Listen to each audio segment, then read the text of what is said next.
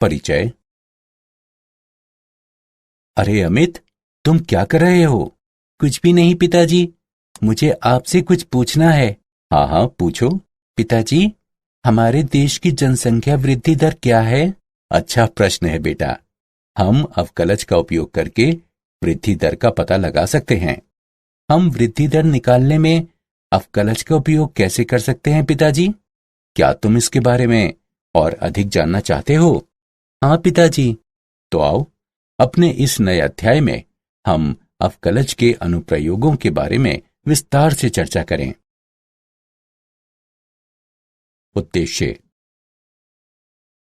इस पाठ के अंत में आप निम्न करने में सक्षम हो जाएंगे: राशि के परिवर्तन की दर पता लगाना, फलनों के वर्तमान और ह्रासमान अंतरालों का विश्लेषण करना, एक वक्र पर स्पर्श रेखा का समीकरण ज्ञात करना, एक वक्र पर अभिलंब का समीकरण ज्ञात करना, अवकलनों का उपयोग करके मूलों का अनुमान लगाना, एक फलन का उच्चिष्ठ और निम्निष्ठ का मान ज्ञात करना, एक बंद अंतराल में एक फलन का उच्चिष्ठ और निम्निष्ठ मान ज्ञात करना। राशि के परिवर्तन की दर। अवकलज को एक फलन के परिवर्तन की तात्कालिक दर द्वारा परिभाषित किया जाता है।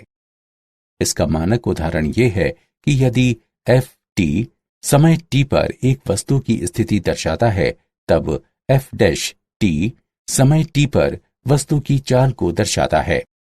आइए एक उदाहरण लेते हैं जहां परिमाण समय के साथ बदलता है। यदि एफ टी बराबर जीवाणुओं की संख्या है, तब एफ डैश टी बराबर जनसंख्या वृद्धि दर है। यदि एफ टी बराबर रेडियोधर्मी पदार्थों की मात्रा है, तब एफ डैश टी बराबर क्षय की दर है।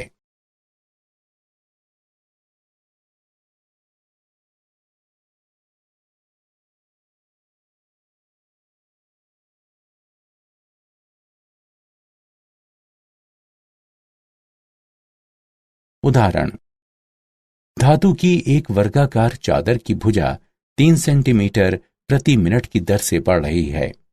यदि उसकी भुजा 10 सेंटीमीटर लंबी है, तब चादर का क्षेत्रफल किस दर से बढ़ेगा? हल: मान लीजिए कि समय t पर चादर की भुजा x है तथा a क्षेत्रफल है।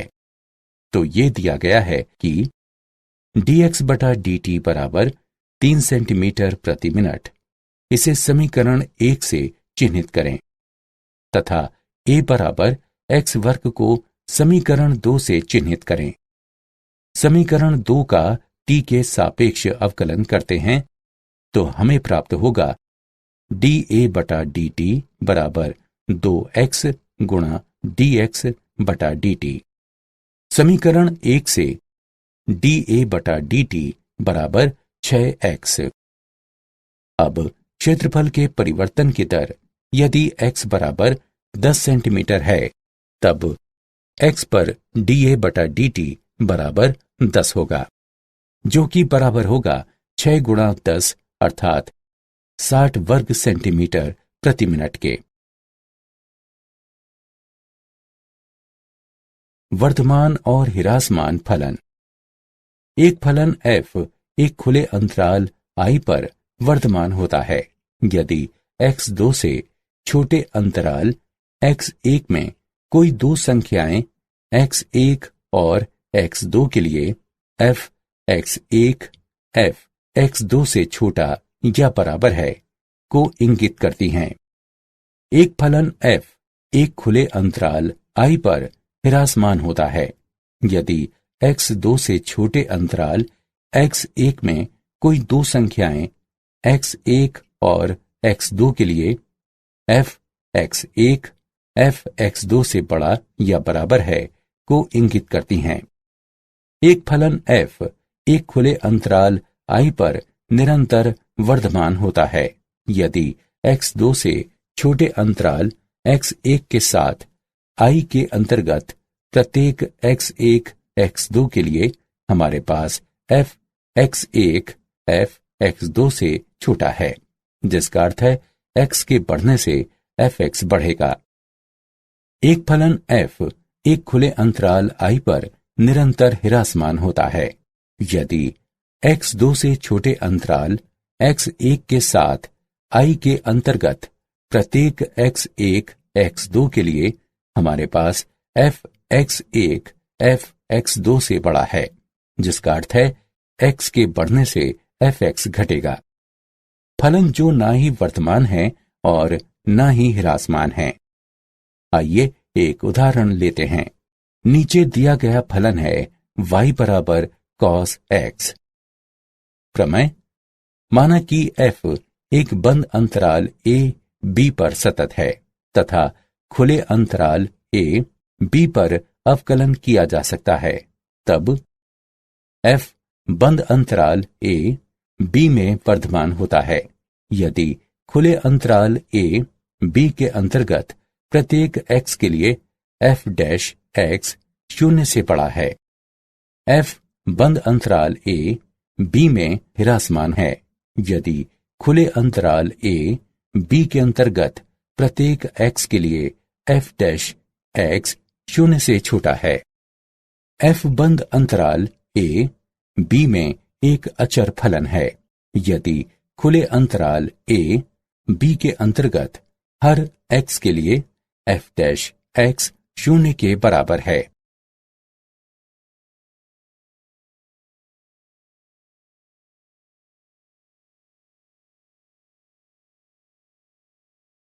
उदाहरण: a का मान ज्ञात कीजिए जिसके लिए fx बराबर x वर्ग घटा 2ax जमा 6 निरंतर वर्तमान हो जब x 0 से बड़ा है।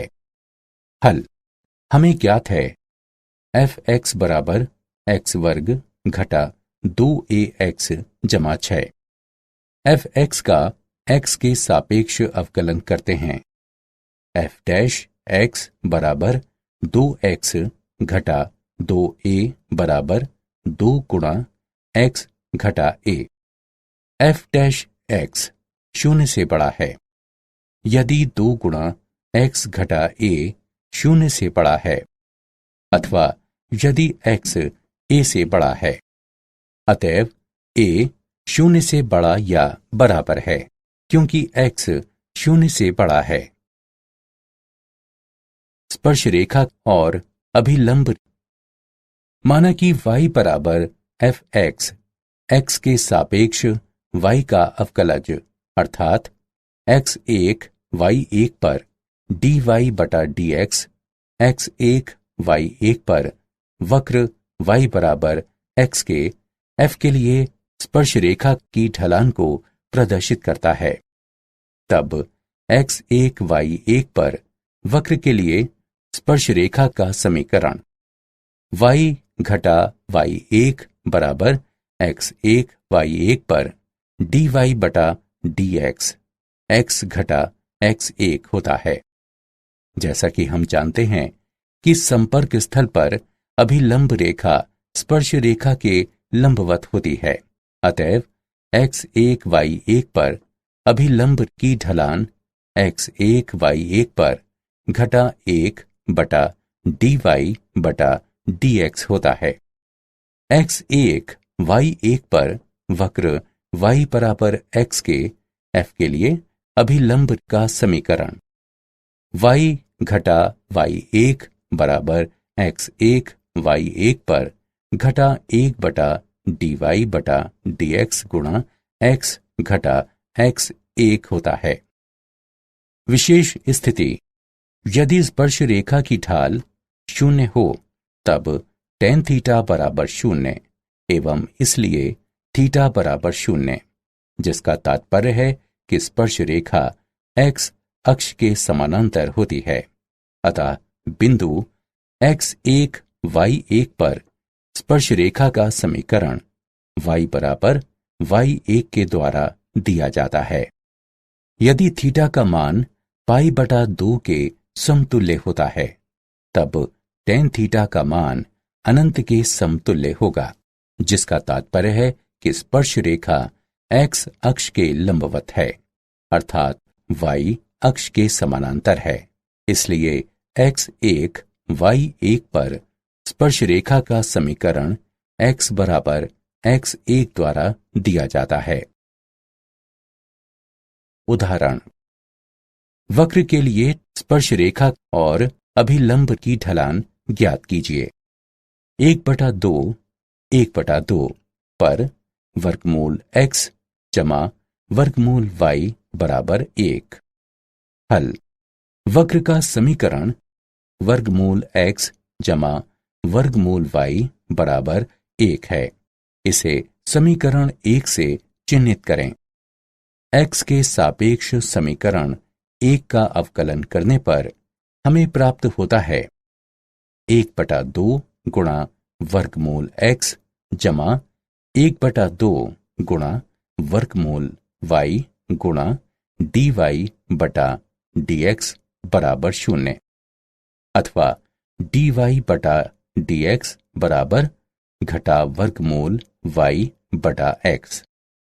अतएव 1/2 पर स्पर्श रेखा की ढाल घटा वर्गमूल 1/2 बटा 1/2 बराबर घटा 1 है, तथा 1/2 पर वक्र के लिए अभिलंब की ढाल घटा 1 बटा घटा 1 बराबर 1 है।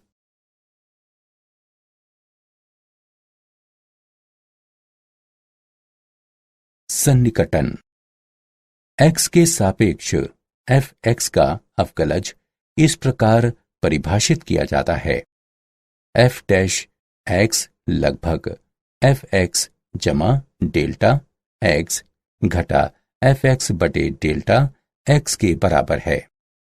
ये इंगित करता है कि fx जमा डेल्टा x बराबर fx जमा डेल्टा x गुणा f डैश x, जो fx जमा डेल्टा x का सन्निकट मान कहलाता है।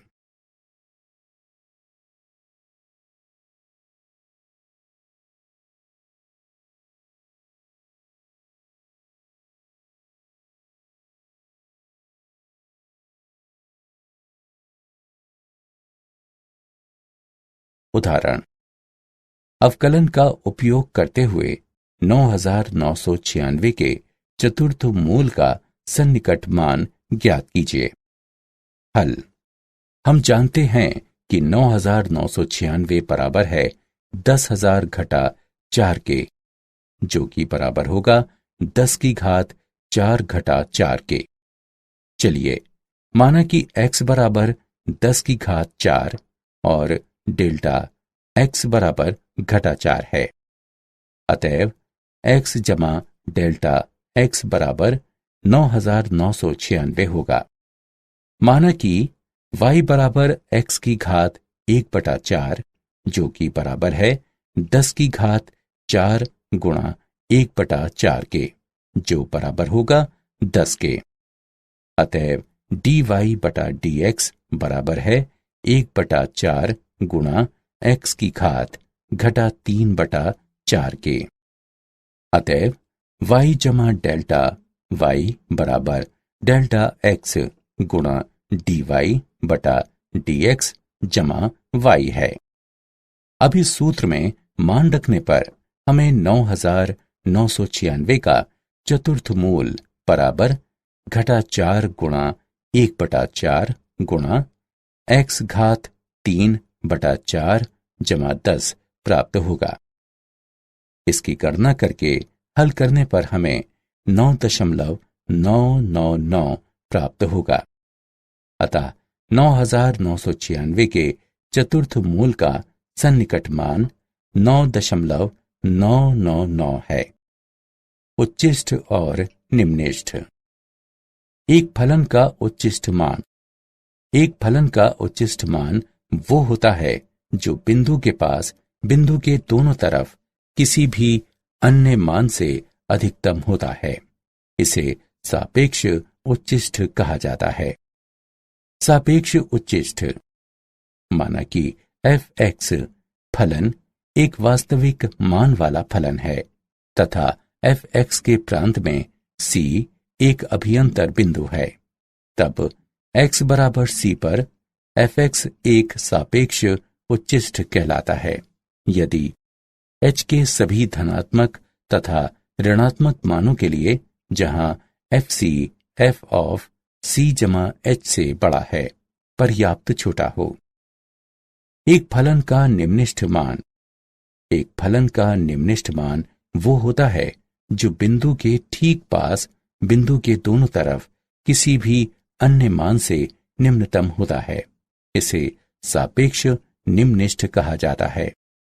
सापेक्ष निम्निष्ठ माना कि f(x) फलन एक वास्तविक मान वाला फलन है तथा f(x) के प्रांत में c एक अभियंतर बिंदु है, तब x बराबर d पर f(x) एक सापेक्ष निम्निष्ठ कहलाता है यदि h के सभी धनात्मक तथा ऋणात्मक मानों के लिए जहां ft f ऑफ d जमा h छोटा है पर्याप्त छोटा हो। प्रथम अवकलज परीक्षण। 1. फलन का प्रथम अवकलज अर्थात f(x) ज्ञात कीजिए। 2. प्रथम अवकलज को शून्य के बराबर मानते हैं अर्थात f(x) बराबर 0 तथा वास्तविक मूलों के लिए परिणामी समीकरण को हल करते हैं अर्थात माना कि x बराबर c d इत्यादि ये उच्चिष्ट और निम्निष्ठ के बिंदु हैं। 3.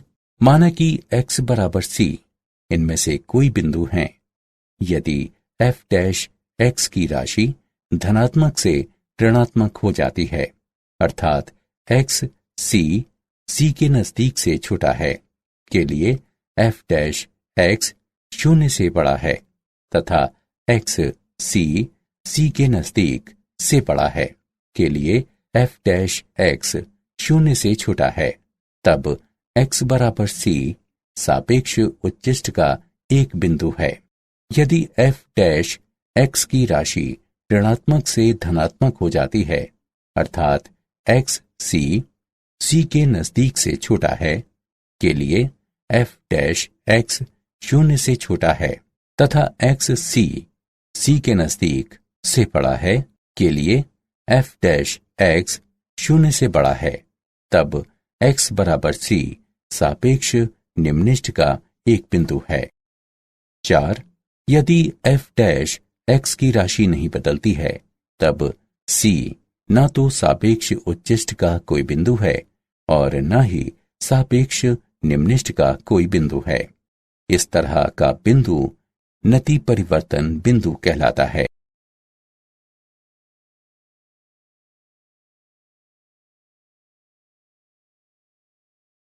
उच्चिष्ट और निम्निष्ठ।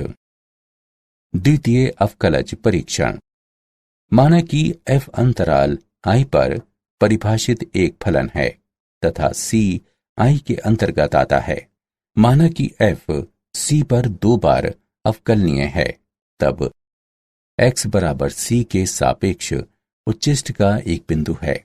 यदि f(c) बराबर 0 तथा f"c 0 से छोटा है, fc का मान f के सापेक्ष उच्चिष्ट मान होता है। x बराबर c सापेक्ष निम्निष्ठ का एक बिंदु है। यदि f(c) बराबर 0 हो तथा f"c 0 से बड़ा हो, fc का मान f का सापेक्ष निम्निष्ठ मान होता है। परीक्षण विफल हो जाता है यदि f(c) बराबर 0 है तथा f"c बराबर 0 है। इस स्थिति में हम प्रथम अवकलज परीक्षण का उपयोग करके ज्ञात करते हैं कि c एक सापेक्ष उच्चिष्ट, सापेक्ष निम्निष्ठ अथवा नति परिवर्तन का बिंदु है।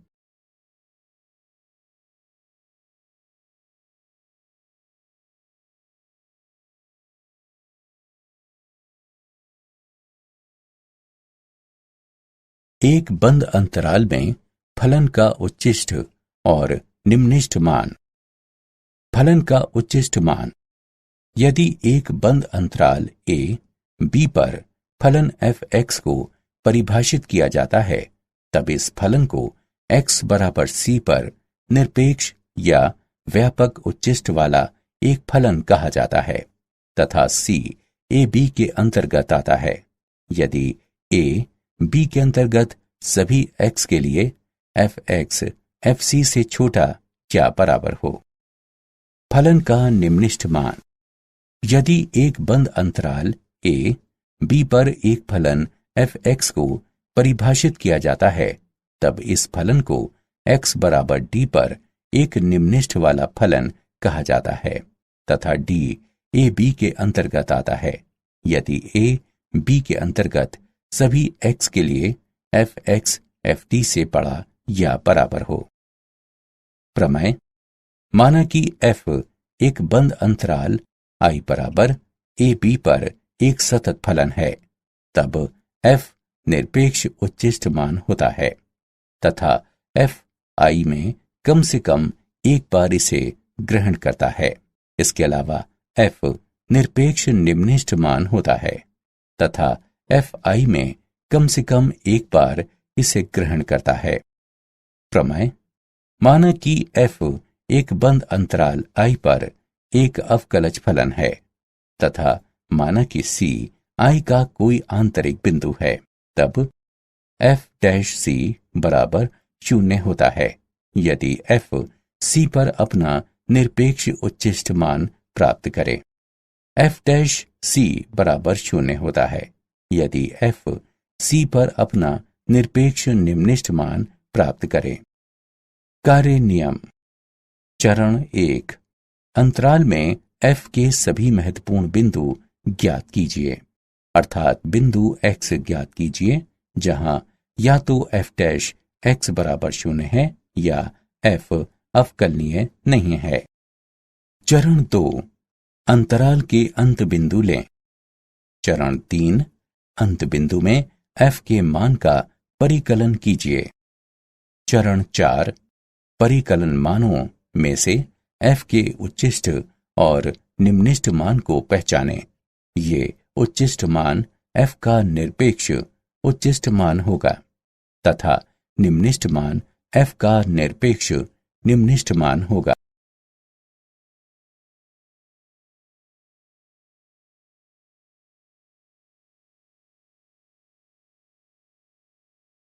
उदाहरण। प्रथम अवकलज परीक्षण का उपयोग करते हुए फलन f(x) बराबर 2x घन घटा 9x वर्ग घटा 24x के लिए सापेक्ष उच्चिष्ट और सापेक्ष निम्निष्ठ बिंदुओं को ज्ञात कीजिए। हल। हम निम्न फलन को हल करके 6 गुणा x वर्ग घटा 3x घटा 4 प्राप्त करेंगे। अब हम समीकरण का गुणनखंड इस प्रकार कर सकते हैं। 6 गुणा x घटा 4 गुणा x जमा 1। f' बराबर 0 ये इंगित करता है कि x बराबर 4 x बराबर घटा 1 है। अब जब x बराबर 4 है तब x 4 से छोटा है। ये इंगित करता है कि f' 0 से छोटा है। x 4 से बड़ा है। ये इंगित करता है कि f' 0 से बड़ा है। अतएव x बराबर 4 पर f(x) सापेक्ष निम्निष्ठ है। जब x बराबर घटा 1 है तब x घटा 1 से छोटा है। ये इंगित करता है कि f' 0 से बड़ा है। x घटा 1 से बड़ा है। ये इंगित करता है कि f' 0 से छोटा है। अतएव x बराबर घटा 1 पर f(x) सापेक्ष उच्चिष्ट है।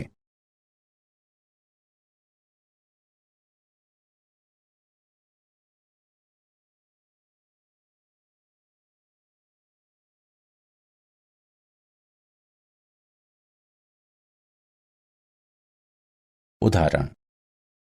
एक 20 सेंटीमीटर लंबे तार को दो भागों में किस तरह विभाजित किया जाना चाहिए कि यदि एक भाग को वर्ग में तथा दूसरे भाग को वृत्त में इस तरह मोड़ा जाता है कि उन दो समतल आकृतियों के क्षेत्रफल का योगफल निम्नलिखित हो। हल। माना कि एक भाग x है, तब दूसरा भाग 20 घटा x होगा। माना कि x वर्ग का परिमाप है तथा 20 घटा x वृत्त की परिधि है, तब कुल क्षेत्रफल होगा a बराबर x बटा 4 संपूर्ण वर्ग जमा पाई गुणा 20 घटा x बटा 2 पाई संपूर्ण वर्ग है, जो कि बराबर होगा x वर्ग बटा 16 जमा 20 घटा x वर्ग बटा 4 पाई के। अतएव dA बटा dx बराबर x बटा 8 घटा 20 घटा x बटा 2 पाई। चरम मानों के लिए dA बटा dx बराबर 0। ये इंगित करता है कि x बटा 8 घटा 20 घटा x बटा 2 पाई बराबर 0 है। ये इंगित करता है कि पाई गुणा x घटा 80 जमा 4x बराबर 0। ये इंगित करता है कि x बराबर 80 बटा पाई जमा 4। इसके अलावा d2a बटा dx वर्ग बराबर 1 बटा 8 जमा 1 बटा 2 पाई 0 से बड़ा है। इस प्रकार दो समतल आकृतियों का क्षेत्रफल निम्नलिखित होगा जब x बराबर 80 बटा पाई जमा 4 हो। एक वर्ग बनाने वाले भाग की लंबाई 80 बटा पाई जमा 4 है, तब दूसरे भाग की लंबाई होगी 20 घटा 80 बटा पाई जमा 4, जो कि बराबर है 20 पाई बटा पाई जमा 4 के। इस प्रकार भागों की लंबाई होनी चाहिए 80 बटा पाई जमा 4 सेंटीमीटर और 20 पाई बटा पाई जमा 4 सेंटीमीटर।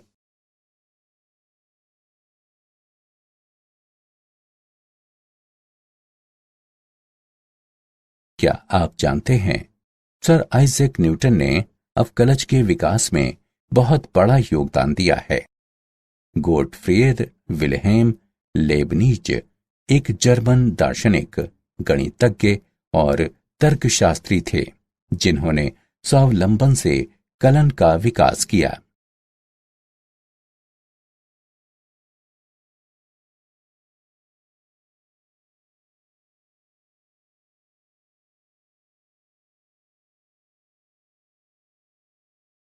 सारांश।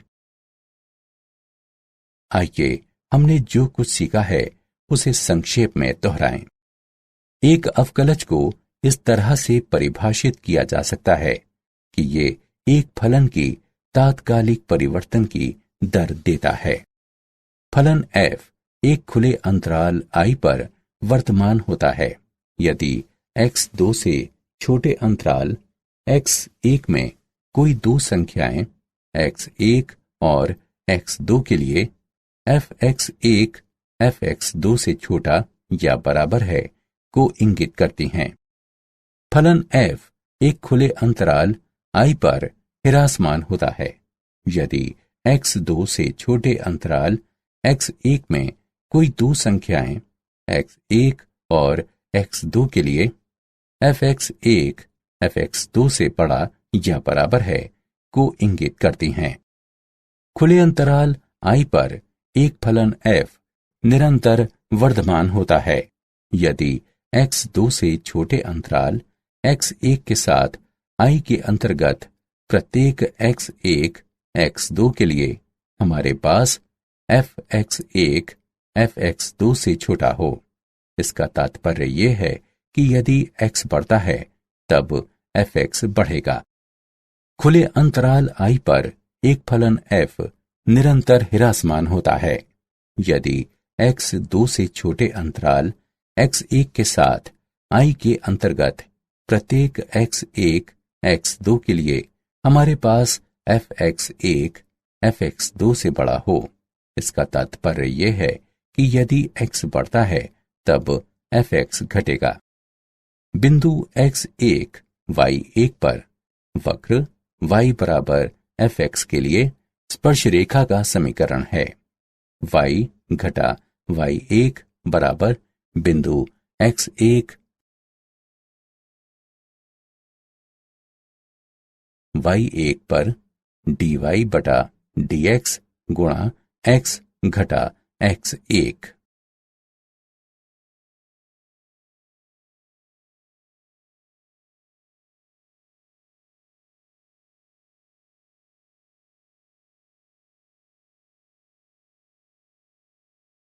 बिंदु x1 y1 पर वक्र y बराबर fx के लिए अभिलंब का समीकरण है। y घटा y1 बराबर बिंदु x1 y1 पर घटा 1 बटा dy बटा dx गुणा x घटा x1। fx जमा डेल्टा x का निरपेक्ष मान है fx जमा डेल्टा x गुणा f डैश x। माना कि फलन fx वास्तविक मानों वाला फलन है तथा c fx के प्रांत में कोई आंतरिक बिंदु है, तब fx को x बराबर c पर एक सापेक्ष उच्चिष्ठ कहा जाता है। यदि h के सभी धनात्मक और ऋणात्मक मानों के लिए जहां fc जमा h से बड़ा हो पर्याप्त छोटा हो। माना कि फलन fx एक वास्तविक मानों वाला फलन है तथा c fx के प्रांत में कोई आंतरिक बिंदु है, तब x बराबर d पर fx को एक सापेक्ष निम्निष्ठ कहा जाता है। यदि h के सभी धनात्मक और ऋणात्मक मानों के लिए जहां fd जमा h से छोटा हो पर्याप्त छोटा हो।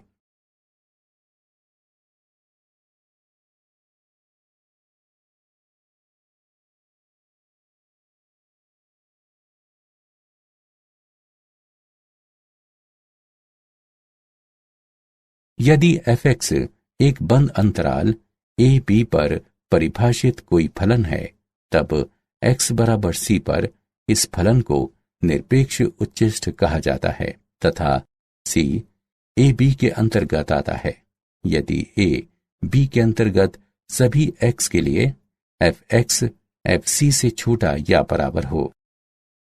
यदि fx एक बंद अंतराल a b पर परिभाषित कोई फलन है, तब x बराबर d पर इस फलन को निरपेक्ष निम्निष्ठ कहा जाता है तथा d a b के अंतर्गत आता है यदि a b के अंतर्गत सभी x के लिए fx fd से बड़ा या बराबर हो।